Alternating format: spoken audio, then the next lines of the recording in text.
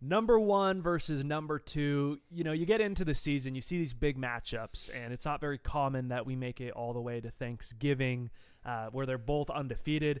Both these teams know each other very well, and it looks like by the time Thanksgiving rolls around, we're going to get the number one Gonzaga Bulldogs with the rematch versus the number two UCLA Bruins. Yeah, this is the matchup I think all of college basketball is looking forward to at this point. As you said, this is clearly number one versus number two.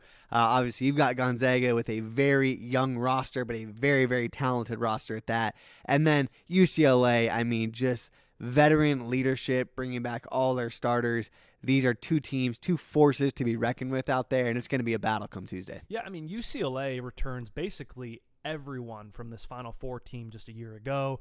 Gonzaga returns, Drew Timme, who really, we saw in that Texas game, we'll dive more into that, is the guy that, is handling a majority of this offense, but it's a very different Gonzaga team. Sure. And the last time we saw these two teams meet, I'll just say this, Jalen Suggs happened, right? One of the greatest moments in Gonzaga, if not Final Four NCAA tournament history. NCAA history, for sure. And we went into that game. I mean, going in, UCLA started in the first four last season, went through this improbable run, really figured it out going into the NCAA tournament somehow. And we were going into that UCLA game, and we did not see how they would have the firepower to, catch this Gonzaga team from a season ago. They had it, and they had so much more. This team is legit. They went shot for shot with Gonzaga, and it wasn't a fluke. I mean, Johnny Juzang, the fact that Johnny Juzang is not playing in the NBA right now, to me, is mind-blowing. And then Jaquez, this entire UCLA team is very talented. But you go back to that game a season ago. It was one of the best games in NCAA tournament history. And going shot for shot with a guy like Jalen Suggs, Drew Timme, who had a huge game.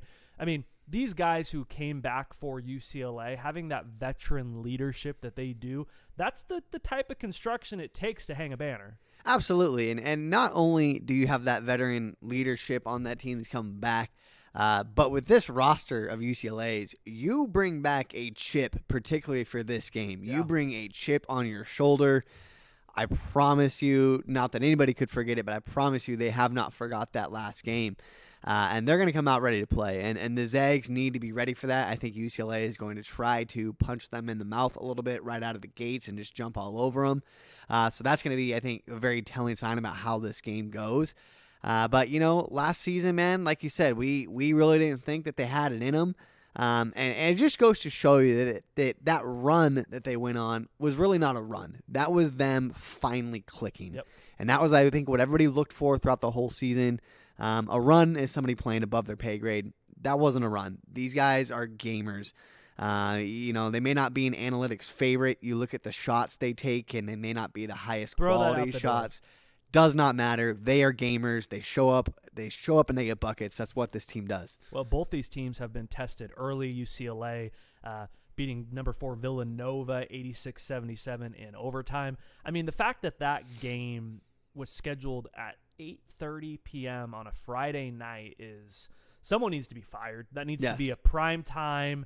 If not like middle of the day on a Saturday game, that needs to be a highlight. Was a very, you don't get to see games like that early in the season. UCLA came back in that game to beat Villanova in that game.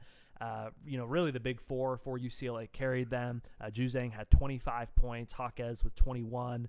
Jules Bernard had 16. And Tiger Campbell had 14 points. And then Gonzaga. I mean, Gonzaga had a huge test at the Kennel versus number 5 Texas. That, I still believe, Texas has so many transfers, so many moving pieces. I think, and they were missing some guys as well. I think Texas is going to be a team that we see grow a lot as the season goes on, probably ends up as a 1 or 2 seed, but Gonzaga handled them as well. I mean, the final score of that game really wasn't as close as that game was. Gonzaga was in control the entire game, ended up winning 86-74. Drew Timme absolutely feasted with a career-high 37 points on 15 of 19 from the field. Rasir Bolton with 16 points. Andrew Nemhard had 9 points and 8 assists. And so, going into this number 1 versus 2 matchup, the fact that both of these teams have played a top 5 matchup and won, this is, I mean, there's no doubt in my mind that at this point in the season, we are truly seeing the two best teams in the country. Yeah, we really are. It's 1 versus 2, no doubt about it. And you look at these big wins. I mean, Villanova, obviously, like you said, the Big Four carried UCLA. And again, the shots they're taking in that game, the analytics may not love them, but it is just what these guys do. They run a lot of ball screens between each other, so not necessarily using the center all the time. It creates a lot of confusion because you have two scorers involved in that screen, and that's really what UCLA thrives on, is taking advantage of those positions. And then Gonzaga, you see the chemistry building with this team, and I think that's where, you know, one of the biggest things they have to make up for before this UCLA game is UCLA has their chemistry. Gonzaga is building theirs, and you've seen that Texas win was obviously huge for them.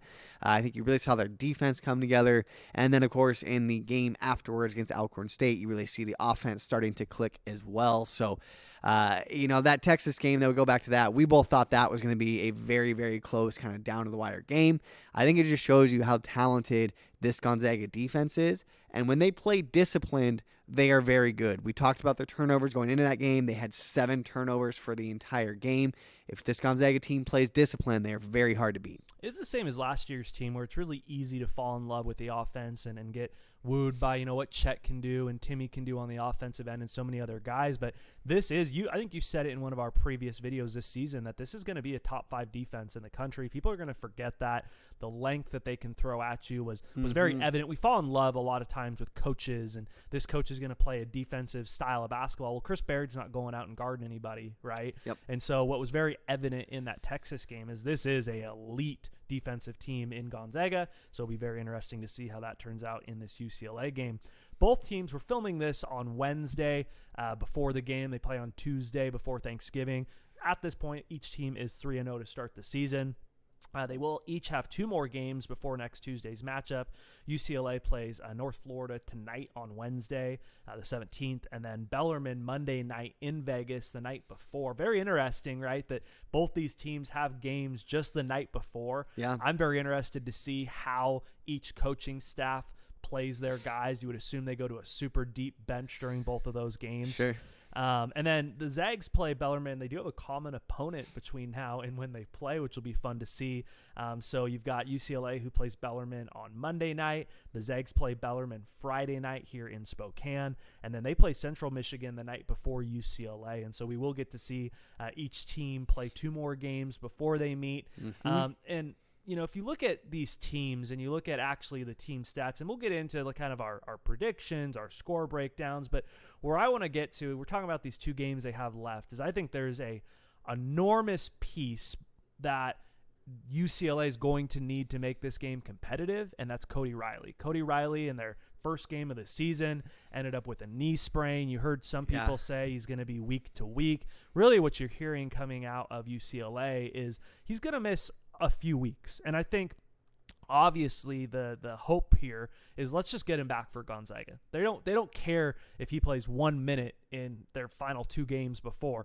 But for UCLA to really do, not that they can't win without Cody Riley, but for them to be able to match up the way they want to against Chet, Andrew, Timmy down low, they're going to need Cody Riley back for this game. They really are. Cody Riley was, again, you know, another player that maybe we didn't give the credit to last year, but it really just shows up and just plays very sound basketball. Cody Riley, I think, knows his role in that team. He doesn't look to do more than what they need him to, but just plays very sound defensively, utilizes his size, really cuts guys off going to the rim. So losing him is big. Of course, they do have Miles Johnson. We'll talk about him in a little bit, transfer from Rutgers, but it's not the same down low. We've seen Drew Timme, like you said. He, you know, last year playing UCLA, he had 25 on 11 of 15 shooting. This year against Texas, he had 37 on 15 and 19. He's going to eat down low. If you don't have that imposing big, he's going to eat. And I think especially for somebody like Miles Johnson, when you haven't seen a Drew Timme before, it's a whole lot harder the first time than it is any other subsequent time. So getting Cody Riley back will be massive for UCLA to help keep this, you know, a little bit closer of a game. Just like the Texas game, I mean, I am so excited just as a basketball fan to watch and see how this game plays out, because we have 2 very contrasting styles of play. This is not a knock on UCLA by any means, but when you say, you know, Chet's going to eat, like, it's just no one can really guard, or excuse me, that Drew's going to eat in this game, that Timmy's going to eat. No one can guard Drew Timme in Division I basketball this year. He's going to be able to get anything he wants to for the most part. And so this is a game where it's not rocket science. You're going to see the Gonzaga bigs have a huge game, and we're going to see these UCLA forwards and Jaquez and Juzang have a huge game. And you hear a lot about strength versus strength. This is not it. This is not a strength versus strength. This is we've got our bigs, and we're going to feed them the ball, and they're going to probably score 50 points, and you've got your 2 stud forwards who are probably going to score 50 points, and then let's see how the rest of it kind of pans out. And so I'm very just excited to see how this game turns out. They play, Gonzaga, we know, Mark Few wants to get out. He wants to run. He wants to push the tempo. I mean, EvanMaya.com tells us that these two teams play a very different tempo. UCLA wants to slow the game down.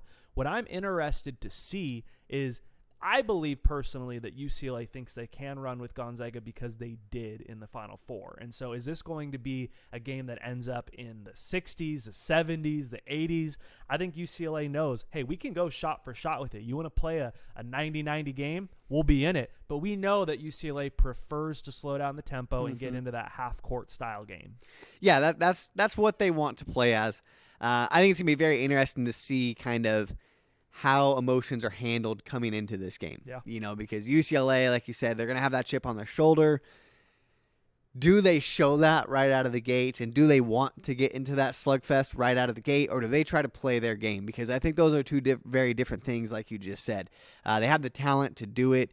I do honestly think this team comes down to, both teams throwing haymakers at each other. I think that's what we see here. I think the energy is going to be in the building. This is going to be, I think, the most electric college basketball game that we have seen thus far in the season in the entire NCAA. So if UCLA can really keep this in a half court and let their forwards get established, it's trouble for Gonzaga. And, same thing we talked about going into the Texas game. If Gonzaga can force those turnovers and get out and run, and that's another thing. This UCLA team, as talented as they are and is just bucket getters as they are, they're not jump off the screen athletic. That's not their game. Gonzaga is one of the faster teams in the country. Like you said, playing 9th in the country in tempo, and just the outright speed they have. If they turn you over, they can get out in a hurry.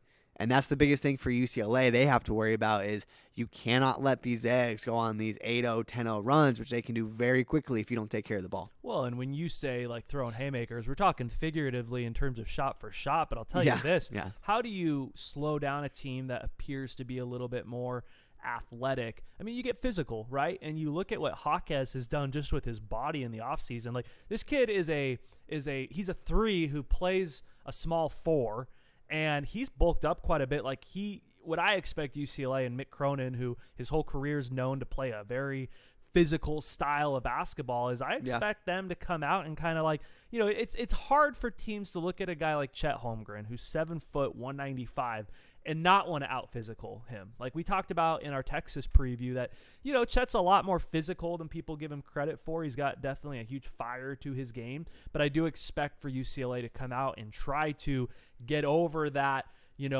mismatch that you're talking about by trying to out physical Gonzaga. A couple team stats I want to throw out there real quick, just to show you how neck and neck these two teams really are. Through the first 3 games, UCLA is averaging 93.7 points per game. Gonzaga averaging 89 points per game. Rebounds, UCLA averages 40 per game. Gonzaga averages 38.3.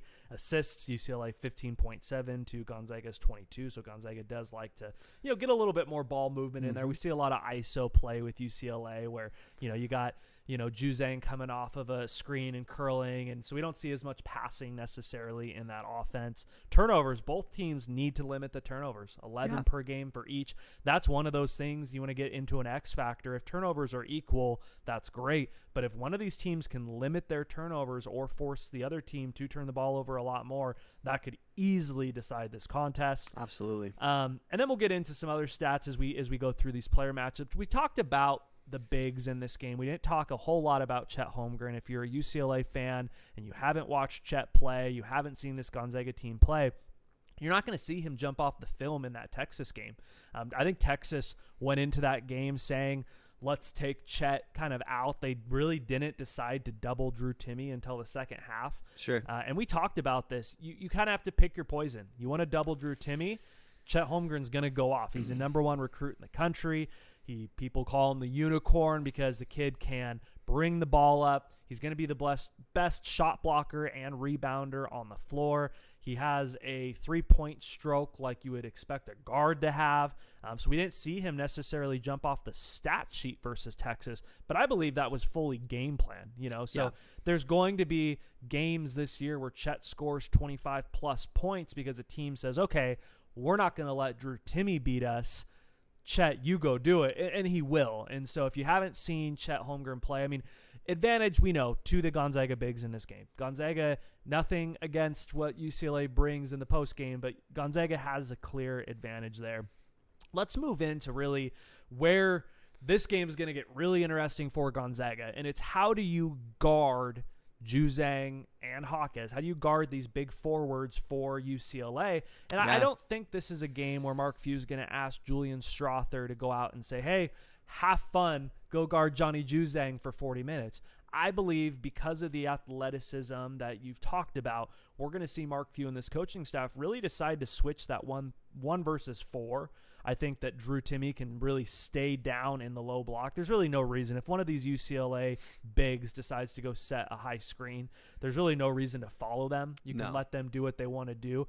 But I expect them to switch the 1 through 4. So as we're going through these matchups, I don't think it's very important to go guy versus guy because I think really 1 through 4, we're going to see everyone. Pretty fluid out there. I think, Tiger Campbell and Andrew Nemhard will guard each other for most of the game. But really that 2 through 4 is interchangeable for both squads. How do you see this Gonzaga team trying to, you can't stop them, trying to slow down Hawkes and Juzang?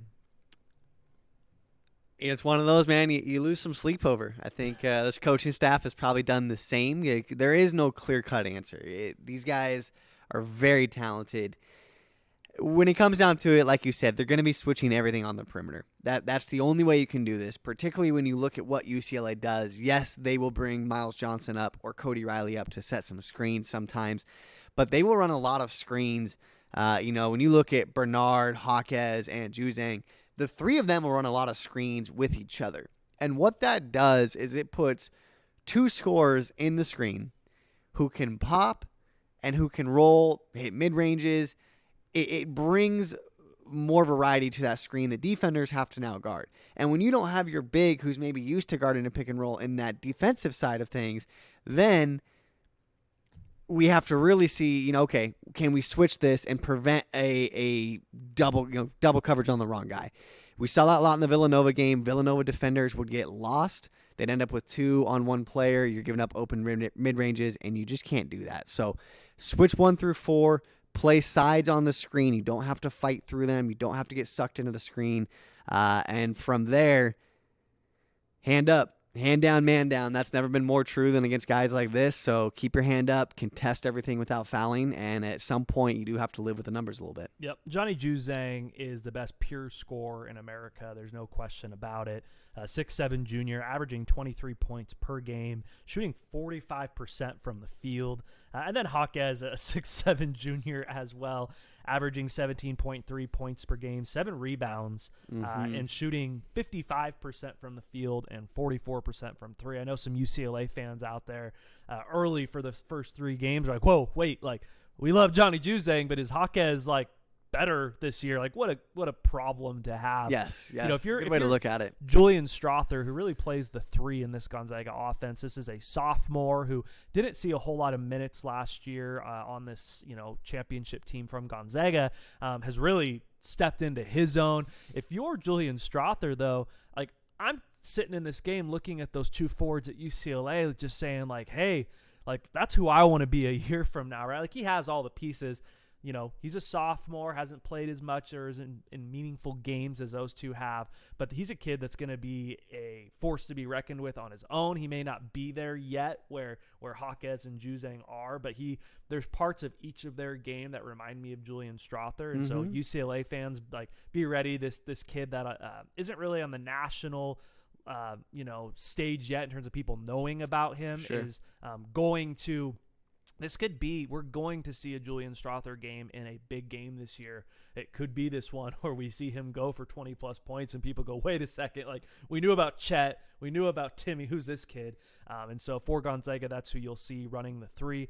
There's a kid for UCLA, though, that Jules Bernard, that we were going into this game last year. And, you know, he had a fine NCAA tournament, but he wasn't a kid that we were necessarily focused on. Yeah. When I watched the UCLA film, the first 3 games of this season, his game has improved more than anyone else that I see.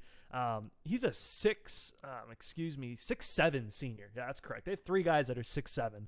He's a 6'7" senior, averaging 19 points per game, 5 rebounds, shooting 59% from the field and 55% from 3. Well, can't be a whole lot of volume, right? No, he's shooting 10 of 18 from 3 to start the season. I mean, when we did the Texas-Gonzaga preview, we said, listen, if Texas makes their threes, they will come to the kennel and break that home winning streak.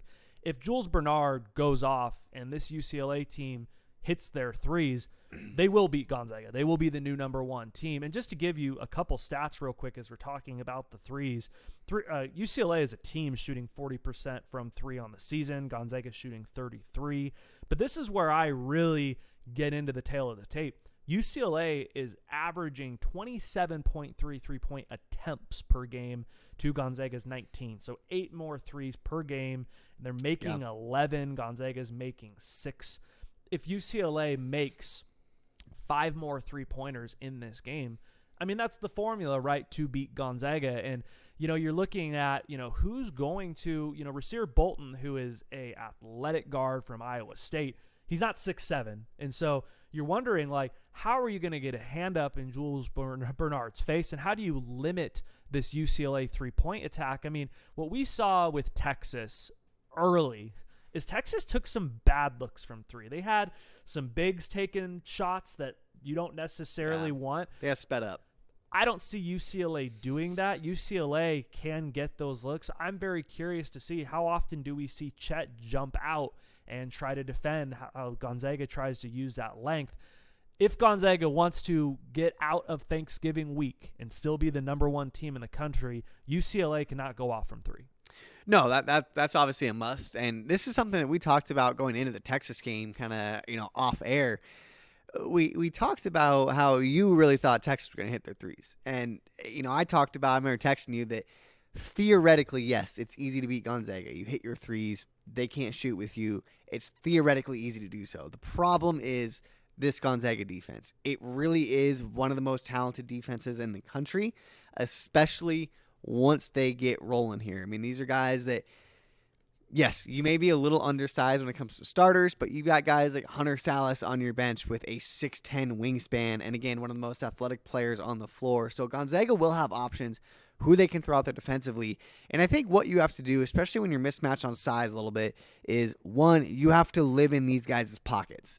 If they have the ball, you have to be in their pocket. You cannot give them space. You cannot let them feel comfortable out there. Secondly, when you are, you know, playing off-ball defense against these guys for UCLA, you have to be active in the passing lanes. You cannot, as they drive into those elbows in that mid-range like Juzang and Jaquez do so well, you cannot overcommit help defense to those elbows. They will hit the spots on the outside perimeter, and those guys will hit their threes. So you kind of have to, you know, make sure you're not getting sucked into the screens.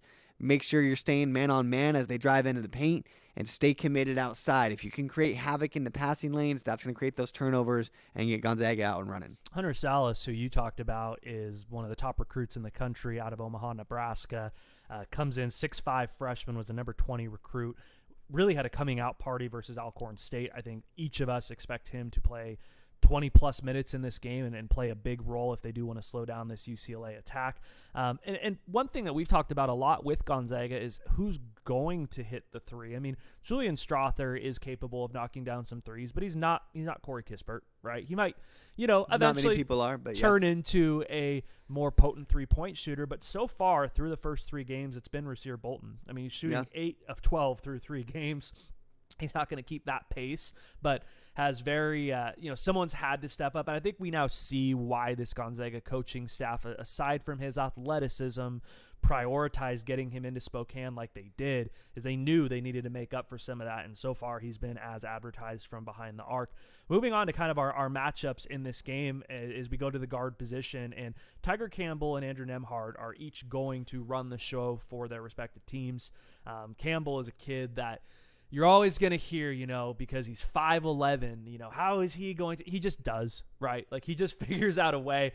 He is scrappy, but I'll tell you what. We learned last year. But you watch the Villanova game, and this kid does not play 5'11". Not at all. You'll never – when you're watching the tape, just assume that he's 6'2", 6'3". He just plays that way. Yep. He's twitchy as well. He finds his off-ball movement, the way that he gets open when the ball's not in his hands, is very impressive. And then Andrew Nembhard. I mean, this is a kid who, when you lose Jalen Suggs and you say, well, who's going to run this Gonzaga offense? Andrew Nembhard this kid played on the Canadian national team. He was a, big contributor down in the SEC for Florida, comes to Gonzaga, was really the guy that he played second fiddle to Jalen Suggs last year, but I don't think Gonzaga makes the championship game if Andrew Nembhard doesn't get his waiver passed last year to play. They didn't think they'd have Andrew Nembhard. Yeah. And it's so obvious, like there's certain teams that a guy comes in and it's so obvious that he is just the perfect fit to do what he needs to do. And Andrew Nembhard is the perfect guy to run this Gonzaga offense. He is. And, this is one of the things I love about him is we've talked about this on so many episodes, but his IQ out there at the point guard position is so rare. There are a lot of good point guards in college basketball. There are levels when it comes to basketball IQ. You see it in Andrew Nembhard. His ability to operate in the pick and roll. He's one of the most efficient pick and roll ball handlers in the country. And when he's on a team like this that has so much talent, he knows he just has to play his part and find his shooters. Mark Few said against Texas he should have 22 assists out there. So this is a guy that, if you let him get going, he will find the open shooters on this team. And even if you have a team like Gonzaga who shoots 33%, if they get open looks, you can't expect them to hit at a little bit higher clip. And that's something that UCLA does not want to give up easy buckets because they're going to have their hands full elsewhere anyways. And on the other side of that, man, Tiger Campbell, like you said, this is a guy last year. I mean, I thought Jalen Suggs would just eat his lunch money out on that court. But like you said, man, he plays so much bigger than he is. He is a very, very poised point guard. I think that's the way to put it. He's not necessarily the fastest guy, but he knows how to get to his spots. He knows how to get positioning around guys bigger than him, and he will take advantage of any mistakes out there as well. A couple of other names to throw at you. Both these teams will go at least 8 deep on their bench. Jalen Clark, a 6'5 sophomore for UCLA, is averaging 7 points, 6 rebounds a game, shooting 57% from the field. David Singleton, that 6'4 senior, leadership, 7 points, 2 rebounds, just a super size. 5 of 8 from 3 through 3 games, just a super solid piece coming off with that veteran leadership for UCLA. And then Peyton Watson, 6'8 freshman. He was the number 12 recruit in the country. He's off to a slow start, but the talent's there. We know that, McCrone's going to want to get him continue to get developed through the season. I think he's a kid that when UCLA gets to the tournament is going to be a lot different player than we'll see early in the season. And then for Gonzaga, you've got Anton Watson, who is a forgotten man that may be, call him the X Factor, call him the glue guy. He is a former starter who could be easily starting on this Gonzaga team. Comes in 6'8 junior, averaging 5 points, 3 rebounds, 4 assists per game, and 2 steals. When he's on the floor, Gonzaga really does like to get out in that 3-quarter press, especially when they've got Hunter Salas, who we talked about already with that wingspan. And then Nolan Hickman. Nolan Hickman, freshman, mature game, one of the top guards in the country. He's a freshman, but he plays like an upperclassman. And so when Andrew Nembhard does come out of the game, Nolan Hickman comes in and runs that second unit. You won't even notice that, Nembhard's out. It's nothing on Nembhard, but Hickman is a stud to have coming off of the bench. Let's get into our game predictions. I'm very interested to see how the tempo turns out. Everyone's excited. Tuesday before Thanksgiving. It's so hard. Like, Gonzaga plays Duke on Black Friday. I could care less about that game right now. I'm so excited to watch number 1 versus number 2. Steve, tell me final score prediction and how you really see this game playing out. It's tough, man. I'm going to go 87-83 Gonzaga. I do think that UCLA leads for a good portion of the first half. I really do. I think they're going to come out. I think Juzang and Jaquez are going to come out and really set a tone early in this game. And I think that as the game goes on, you're going to see the Gonzaga bigs wear them down a little bit. You're going to see Drew Timme continue to feast down low. He's going to have a big game against these UCLA bigs. And I think Gonzaga pulls it out at the end. We start to see the shots dry up just a little bit for UCLA. But it's going to take everything this Gonzaga team has. If they want to come out here with this win, they cannot turn the ball over. They have to be disciplined on defense. It will take a near perfect game. I've got 93-90 Gonzaga. In overtime, I believe the Zags will go to their first overtime. UCLA will go to their second top 5 overtime matchup of the season. But I see it playing out a little bit different. We've seen UCLA get off to a slow start a little bit. I think that Gonzaga will come out, kind of want to run, throw that length at you early. I expect it to kind of be similar to what we saw in that Texas game where Gonzaga comes out, looks like, oh, wow, gosh, they're just, they're up 8 points on number 2 UCLA, and then I expect that second half to roll around and see UCLA go on some 12-2 run or something. Watch these teams be tied with 15 minutes left in the second half and trade blows the rest of the way. I do think it'll go into overtime. What I really believe in this game is that it's all going to be about foul trouble. I think that if UCLA can get Chet in foul trouble, I believe that UCLA will win this game. I think that if they can get him to jump, get off his feet, take away some of that, I think UCLA will come out of this on top. But I just, regardless of what the final score is, I think both these teams are going to meet again in March. I think Can't wait. As a college basketball fan, we are just in for a real treat. Hey, listen, if you like these videos we're putting out, please do like, subscribe. We're so close to hitting a huge milestone of 1,000 subscribers. Absolutely. And as always, we love hearing your guys' feedback. Let us know down in the comments what you think the final score will be of this game. We've got number 1 Gonzaga versus number 2 UCLA the Tuesday before Thanksgiving. I'll tell you what, get those appetites ready early because we're going to be in for a Thanksgiving feast.